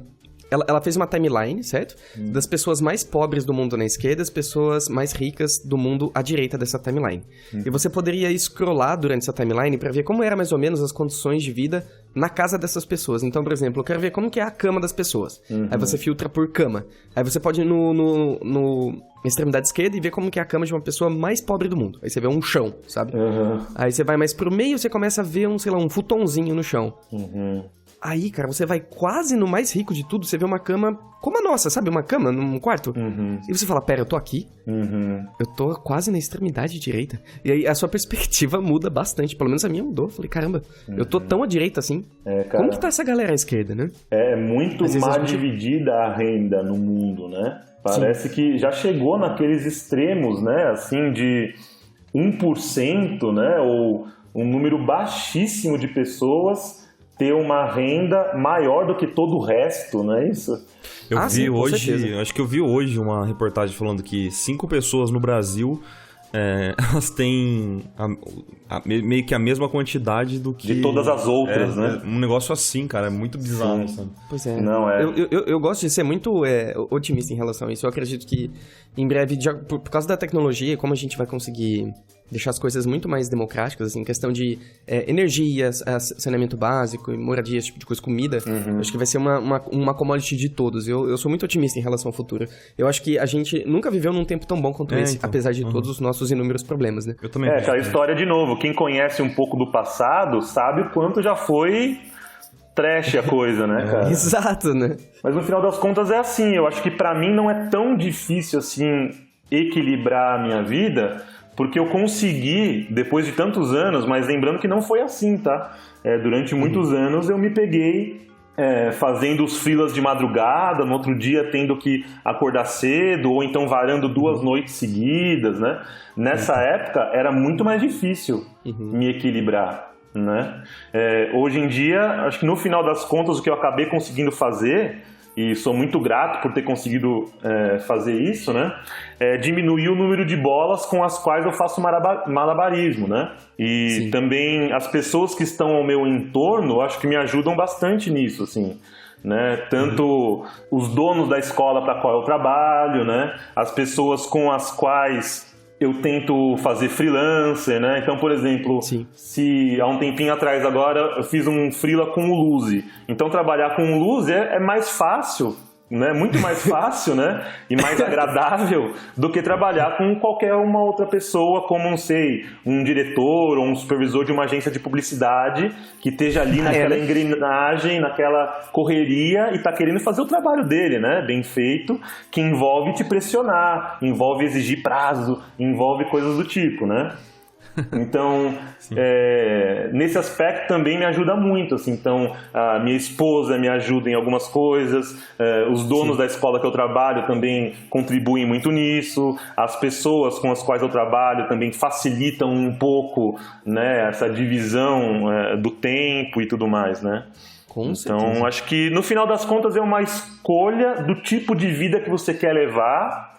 E se não for possível ainda, trabalhar o máximo que você puder para em algum momento conseguir levar o tipo de vida que você quer levar, que você acha saudável. Mais ou menos isso, né? É uma luta, né? É uma luta, mas eu acho que uma hora você tem o resultado, né? É mais ou menos o que eu falo pros meus alunos que estão, às vezes, durante o curso mesmo, conseguindo o seu primeiro emprego num estúdio que não é tão bom, que não paga tão bem, que não valoriza muito o profissional, porque tem estúdios assim, né? Aí eu falo assim, bom, o que você faz? Você estava desempregado, não tinha nenhum emprego. Agora você tem um emprego para ganhar pouco, mas que pelo menos já vai ajudar em alguma coisa e ainda vai te dar uma certa experiência profissional. Faz o seu melhor, por enquanto, agora, só que de lado, né? Ali, chegando em casa, você vai melhorando seu portfólio, vai melhorando seu nível de animação. A hora que você tiver um portfólio melhor, aplica para outro lugar. Sendo chamado, pula fora, sabe assim? Então é mais ou menos ir fazendo o melhor que você pode fazer agora, de olho no que você quer alcançar, né? Porque aí talvez num outro estúdio fique mais fácil de equilibrar as coisas. O dinheiro que entra é maior, né? Já dá para pagar melhor as contas, já dá para... Você faz melhor, né? O que você fazia. Você faz melhor do que você fazia antes, então não é tão custoso, você não toma tanta bronca do chefe, né? Você não é tão cobrado assim, a relação de empregado e chefe melhora, você começa a ser até elogiado, vamos dizer assim, se sente mais motivado, mais autoconfiante, então a tendência das coisas é melhorar e ficar mais fácil se equilibrar, né, eu acho. Incrível, cara. Obrigado, Paulo, por essa aula que você deu hoje. Que isso, cara. Aprendi muito, acho que o Marco também. Só tenho a E eu queria te agradecer, convidar a cara. deixar uma mensagem final e até, inclusive, falar um pouquinho sobre o seu curso para o pessoal, quem tiver interesse em fazer, ou sobre qualquer outra coisa que você quiser, fica à vontade. Legal. Enquanto eu penso na mensagem final, falando rapidinho dos meus cursos, né? Na ICS, que é Innovation Creative Space, né? Que é uma escola em São Paulo, né? Isso, que tem tanto cursos presenciais quanto cursos online, né? Eu tenho 2 cursos lá, que é o curso de Character Animation e de Character Design. E são 2 cursos completamente diferentes, tá? O de Character Animation foca muito em animação mesmo, é para quem quer ser um bom animador. Não é um curso abrangente, é um curso específico, para quem quer se tornar um bom animador. E eu ensino Full Animation, porque na minha opinião, quando você aprende o todo, quando você aprende full, depois você consegue, se esforçando um pouco, lógico, é claro, e se disponibilizando a se adaptar a estilos de animação, entre aspas, mais simples, né? Como, por exemplo, o Snap Animation, o Cutout Animation. Sim. Snap, na verdade, é a linguagem, né? O tipo de animação. E Cutout é a técnica, né? Então, mas outros estilos de animação, seja um full limitado, seja animação de recorte, né? E assim vai. E o curso de Character Design é um curso voltado mesmo mais para o desenho e criação de personagem. Eu não falo nada ou quase nada sobre animação, né? Então tem uma parte toda do que eu chamo de ritmo anatômico, que não é necessariamente um ensino acadêmico de anatomia, porque eu até acho que outros professores como o Luzi, por exemplo, e até professores de outras escolas podem fazer isso melhor do que eu, né? Mas é uma ideia mais rítmica do que é a relação das partes do corpo com o gesto e tudo mais, né? E também toda essa parte de design e depois toda a parte de processos, o processo de criação como um todo, né? Então, se alguém tiver interesse, depois pode entrar em contato tanto comigo quanto no site da própria ICS. Agora, a mensagem final, né? Tentando pensar um pouco assim, né? Enxergar lá a cabecinha dos alunos ou dos estudantes, né? O que acaba ficando para mim, que é presente ou muito presente na cabeça desses estudantes, é a dúvida, né? A dúvida parece a maior companheira diária, né? Assim, é dúvida de tudo, né? É dúvida de qual caminho eu vou seguir, em qual área eu vou atuar, qual estilo eu vou seguir, eu preciso tal coisa ou não preciso tal coisa, sabe assim? Eu preciso aprender a pintar digital para pintar aquarela bem? Eu preciso pintar aquarela para, sabe assim? Pintar né? Sim. Eu preciso aprender a esculpir para, né, animar, sabe? Então tem todo tipo de pergunta dessas, assim. Então, eu acho que se você se posicionar da maneira que é a seguinte, se você for melhor como artista, se você se preocupar em pensar sobre arte, em abrir os seus horizontes, em estudar aquilo que você puder estudar e gostar de estudar, depois a sua arte vai ser uma consequência de quem você é, e não vice-versa, né?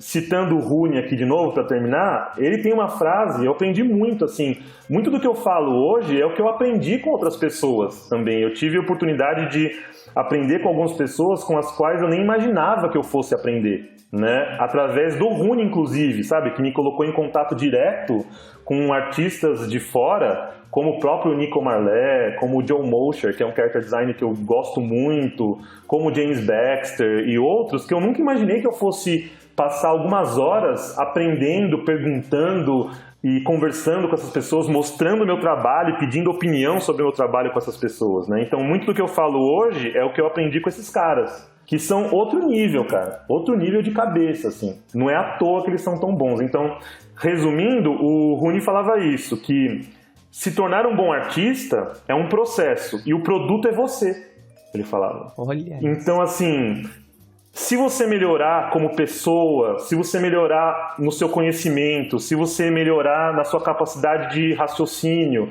se você aumentar as suas sinapses cerebrais, se você expandir o seu olhar, muito provavelmente a consequência natural do seu trabalho é melhorar. Agora, se você achar que a melhora do seu trabalho está apenas no dominar perspectiva, dominar anatomia, sabe assim, construir a cabeça em todos os ângulos, né, muito provavelmente você esteja aprendendo parcialmente, na verdade, né, o que você precisa aprender. Então, acho que é mais do que isso, assim. Você vai estudar essas coisas todas, óbvio, né? Você vai estudar os fundamentos todos, você vai estudar, inclusive, design, que muitas pessoas não dão muita importância, mas eu acho muito importante, assim como anatomia, perspectiva, tudo isso.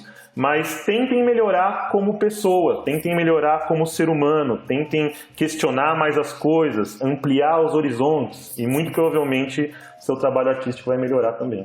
Acho que é isso, cara. Cara, que aula, né? Eita! Vamos só aprender, né, Marquinhos? Vamos só ficar aqui, escutar um pouquinho. Fantástico. Paulo, obrigado de coração. Obrigadão, Que isso, Paulo. cara. Essa conversa foi incrível. Foi cara. muito importante pra Obrigado. mim Legal, mesmo, bom Paulo. saber, cara. De verdade, foi muito importante, cara. Assim, eu já sabia que o podcast ia ser bom quando eu conheci o Paulo lá na ICS, em São Paulo, né? Foi num evento, né? Acho que foi no evento no evento do Evan.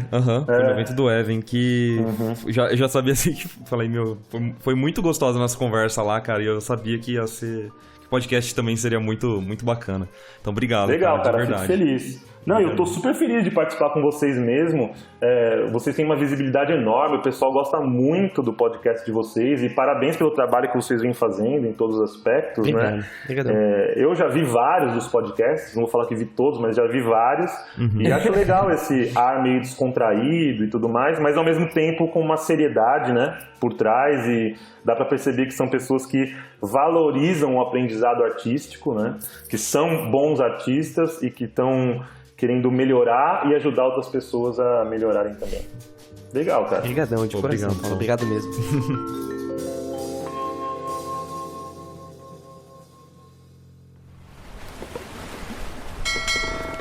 Atenção, seus papagaios bandoleiros! Chegou a hora de ler alguns recados da garrafa. Recadinhos na garrafa, Marco Antônio. Opa, já começou? Já começou. Ao vivo? Coisa louca. Que coisa. Coisa louca. E pela primeira vez no mesmo fuso, né, Marquinho? Ah, meu Deus do céu. Ai, Henrique ai, Lira ai. está de volta ao Brasil. Brasil, gente. Comendo que feijão, calor que farofa. tá aqui. Nossa, só tô com Bem-vindo, feijão, meu farofa. amigo. Obrigado, Já falei, Marquinho. é a sua hora de passar mal na gravação agora, hein? É, né? Cara, o No calor nosso daqui Júlio, tá... eu... Meu Deus, eu saí, tava na Bratislava, tava -2. Dia seguinte eu tava suando que nem um porco. Peguei uma conexão em Madrid, Não, pegar em Lisboa, meu amor. não sei o caminho, de Bratislava pro Brasil. Não tem um caminho, né? Tem vários caminhos, depende se você faz conexão, né? Ai, mas, bom, eu estou de volta, tô muito feliz de estar de volta. É muito bom rever as pessoas que a gente ama. Tem muita gente boa pra abraçar no mundo, né? Ainda falta a gente Ainda se abraçar, falta. Henrique. É, vou falar que ainda não viu o Marco, então tá. É. A expectativa tá lá em cima, né, gente? Vamos ver se ele emagreceu, vamos ver se...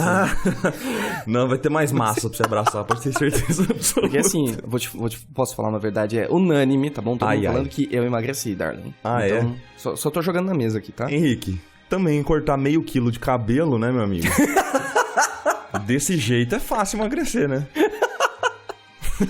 Quero ver diminuir a bochecha. É. O meu irmão me chama de senhor bochechinha. Eu achei isso tão Nossa, que desnecessário. fofo. Não esperava isso do seu irmão, o senhor bochechinha. Senhor bochechinha. Olha aí, não façam isso, tá? Não me chamem de senhor bochechinha.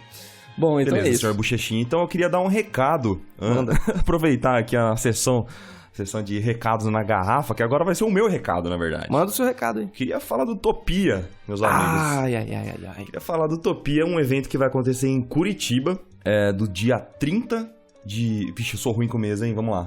Janeiro, fevereiro, março. 30 de março até dia 1º de abril vai acontecer um evento Benora. A gente já conversou com vários membros do Benora antes e depois, né, deles entrarem e fazerem esse grupo de ilustradores. Mas é o grupo de ilustradores lá do Mike, do César Rosolino, do Bruno Biasotto, do Lucas Parolin, do Eric Kenji, uma galera, assim, uma renca de gente. Todos os ilustradores maravilhosos, eles vão se reunir pra fazer um evento lá em Curitiba e eu vou, Henrique Lira. Olha aí, estarei lá. Carne e osso, Marco Antônio. Estarei lá. Então, pessoal que vai no Utopia, deixa aí nos comentários, vamos se abraçar, vamos se amar lá, vamos se conhecer, que vai ser muito legal, tenho certeza absoluta, cara. Gente, aproveitem, porque o Marco, pra sair de casa, é uma situação rara, viu? Aqui, joga Master Ball quando você vê ele, viu? Joga Master Ball. Ele é tipo Abra. Mas, ó, eu tenho certeza que vai ser muito bom, porque serão 3 dias de evento e palestra a rodo, vai ter portfólio review, você leve seu sketchbook, seu portfólio, leva no celular, no iPad pra mostrar pro pessoal lá, vai ser uma convenção, sabe? Quase que... Cara, que coisa especial esse evento. Vai ser sensacional, você vai estar ao lado de ilustradores maravilhosos e você vai poder mostrar seu trabalho pra eles, você vai aprender muito com eles. Então, fica a dica aí, se você é de Curitiba, região, ou se tá a fim de viajar aí pra algum lugar no começo de abril ali, no finzinho de março, vai no Utopia, o link do Utopia tá na descrição desse vídeo, na descrição aqui do nosso Iconicast. Dá uma olhadinha lá, vê se você se interessa e vamos se conhecer lá, beleza? Muito bem, mesmo se você não for de Curitiba, façam esse esforço que esse evento tem o potencial de mudar a sua carreira artística, de verdade. Tenho certeza, As pessoas cara. que fazem parte desse evento são é assustadora, assim, a qualidade dos eventos. Que o Benora em si, né, só tem gente assustadoramente... É quase ofensivo o quão bom eles são. Então Então fica a nossa dica aí pro pessoal. Muito bom. Marquinhos, eu queria te perguntar uma coisa. Recentemente eu ouvi dizer aí que rolou um problema com a sua internet e você parou de fazer umas lives. E você teve uma semana interessante, né? Semana? 10 dias, cara. 10 dias. Jogando dominó com o técnico da NET. Um abraço aí pro Luiz Pacheco, aí, o grande técnico. Luiz Pacheco. Já sei o nome. Um abraço pra sua esposa também, que deve ser super gente boa. A gente já conheceu, já vi foto da família e tal. Porque, meu Deus do céu, cara... Sabe, eu acho que seria até um tema interessante a gente apontar aqui, Rick. Como coisas externas, fora do nosso alcance, assim, do nosso controle, destroem a nossa produção, cara. Né? Eu tive 10 dias terríveis de produção, porque a internet caiu, ninguém sabia o que era. Eu troquei de modem 4 vezes aqui. Caramba. Vieram trocar o cabeamento, aí não era o cabeamento, aí trocaram a peça lá do painel. Enfim, assim, um rolo. E sabe quando você fica ansioso? Pra aquilo acabar logo, pra você... Sim. Eu não sei, você tem isso, cara? Eu tive voltando pro Brasil, assim, eu tava com aquela expectativa de voltar pro Brasil, então eu tava... Não é porque deu alguma coisa errada, mas eu tava com a expectativa grande de, sei lá, precisa arrumar mala, precisa fazer X, Y, Z, e isso também me prejudicou um pouco no fim da viagem. Eu acho que são tipos diferentes de ansiedade, mas chegou a me prejudicar também, cara. Nossa, eu não sei, eu só tô querendo compartilhar isso com vocês mesmo, porque foi terrível, cara. Eu queria fazer live, sabe? Eu tava bem animado fazendo as lives, vim de dezembro aí fazendo todos os dias, e aí do nada, 10 dias sem poder fazer nada, sabe? Eu fiquei com a... Você foi pro tradicional? Você buscou um subterfúgio, assim? Então, meu subterfúgio foi sketchbook, porque eu não consegui fazer coisas muito complexas, sabe? Porque eu tava sem internet, então eu tinha computador, certo, pra fazer. Mas, cara, eu quis sair um pouquinho, assim, sabe? Eu tentei fazer coisas no sketchbook, eu joguei fora os papéis da produção que eu fiz no sketchbook, só pra você ter noção, cara. Olha aí. Porque eu detestei tudo que eu fiz, mas tentei me manter ativo... mas não sei, cara. Foi. Mas tá tudo bem. Agora tá tudo bem. Voltei a fazer as lives. A internet tá 100%. Isso que importa. Eu até tinha comentado com o Marco que ele poderia dar uma de James Gurney e ir pro meio do mato e começar a fazer umas acrílicas de natureza, mas ele não quis. Pois é, mas aí você pensa, não, mas daí... no outro dia cedo o técnico vai chegar, então eu tenho que acordar cedo. Então, sabe, quando você fica com aquela ansiedade de não sei o que fazer, cara. Eu não falei pra você ir pra floresta 11 da noite, Marco. Eu nem recomendo, aliás. Você ir pro mas de Boston, manhã... Sabe? Não dá, cara. Quem me dera, né? Fazer um James Gurney da vida, assim. Muito bom, muito bom. Quem me dera nada, cara. Quem me dera nada. Isso até foi um tema discutido em live que eu queria trazer aqui rapidinho, Rick. Vamos dar tempo? Dá tempo? Cara, o tempo é nosso. Então vamos lá. Vamos aproveitar o tempo. Então. Que eu fiquei bravo, cara. Que um cara que acompanha lá as lives, que eu gosto muito dele, por Do seu sinal. Twitch. Lá no Twitch. Ele falou assim, poxa, eu tenho um sonho de desenhar a Tracer do Overwatch. Aí eu falei, cara... Aí, sabe, me bateu sabe aquela vontade de gritar? Sonho de desenhar... Mas o que te impede, cara? Pega o lápis e desenha, você não tem... Isso não é sonho, cara. É só sentar e fazer. Talvez não fique do jeito que sentar você e fazer. queira, né? Mas vai tentando. Exatamente, cara. Por que tá te impedindo, velho? Você tem 2 mãos, você tem... sabe, mesmo que você não tivesse, você põe o lápis na boca e desenha, sabe? Já vi tanta gente fazendo isso, você já viu? Então, é que sonho... O que é o sonho, cara? Por sinal, até falando nessa questão de desenhar sem as mãos, cara, tem uma história incrível de um jogador de Street Fighter. Não sei se você já ouviu falar. Não. Tem um cara chamado Broly Legs. Certo. E isso pra mim é uma lição de vida, velho. Porque ele não deixa... Ele tem paralisia no corpo todo, assim, sabe? Então ele vai pros campeonatos de Street Fighter deitado numa maca e ele joga com controle, assim, na boca, velho. Só pra você ter noção. Então, Caramba. você falar que você tem sonho de desenhar, meu amigo, e você não faz, sendo que você é saudável, sabe? Eu fico bravo com isso, cara. Mas pesquisem a história do Broly Legs, eu acho, assim, uma história fantástica. Acho que... Eu vou deixar um vídeo na descrição Por favor, faça isso. desse Iconicast, que eu acho muito inspirador, assim, sabe? Ele não deixa que os problemas físicos dele atrapalhem ele lutar pelos, aí sim, sonhos dele, sabe? De ganhar campeonato. E ele luta pau a pau com os caras, velho. Com os profissionais. Ele é um que legal. profissional muito bom, assim, sabe? Não é nenhuma limitação dele pra ele. Incrível, velho. É fantástico. Então, quando alguém me fala que tem toda a saúde do mundo e tá com sonho de fazer um desenho, pelo amor de Deus, cara, vai, faz, cara. Hoje foi recados de desabafo, né? Foi mal, Muito bom, muito bem. Hoje foi focado na gente, né, Marco? Hoje é um dia... Obrigado a todos que mandaram elogios, que mandaram o seu carinho. Obrigado mesmo, gente. Deixem seus recadinhos da garrafa aqui embaixo. E a gente vai ler todos com o maior carito do mundo. A gente dá preferência pra perguntas, então é uma coisa que eu e o Marco a gente meio que decidiu, né, Marquinhos? É legal, né, cara? Porque eu acho muito esquisito a gente ficar lendo só elogios, sabe? Mas a gente adora receber também, a gente fica muito Sim, feliz. sim. Ler, tudo bem, mas ler em voz alta elogio pra nós mesmos, eu acho meio, sabe, uma dinâmica um pouco esquisita. Então mandem perguntas, acho que é mais legal de trazer aqui pros episódios. Ah, muito bom, gente. Então é isso, a gente se vê semana que vem. Fiquem agora com um recadinho de carinho e acalento para o seu dia. E a gente se vê numa próxima, não é verdade, Marquinhos? Olha aí, um bom dia, tripulação, pra vocês, gente. Um bom dia, tripulação, pra vocês. Beijos. Beijo. Tchau, tchau. Tchau, tchau.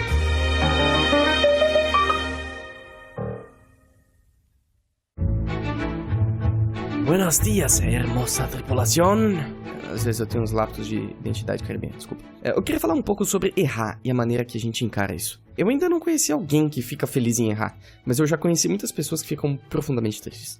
E isso tá totalmente relacionado à nossa autoestima. Veja os bebês, por exemplo. Eles têm uma enorme autoestima, né? Quando eles estão aprendendo a andar e caem de popô no chão, por exemplo, geralmente eles dão uma risadinha, levantam e tentam de novo. Você só consegue errar feliz com autoestima, com a consciência de que tá tudo bem. E o importante é ter um objetivo claro em mente do que você quer alcançar. Como bem apontou uma vez Jack Canfield, objetivos vagos trazem resultados vagos. Inclusive, eu conheço histórias de investidores de startups que eles não investem em empresas cujos donos eles nunca quebraram uma empresa antes. Engraçado, né? Uma pessoa capaz de lidar bem com erros é uma pessoa preparada para mudar para melhor. Então, toma o erro como ele é, uma etapa necessária do processo.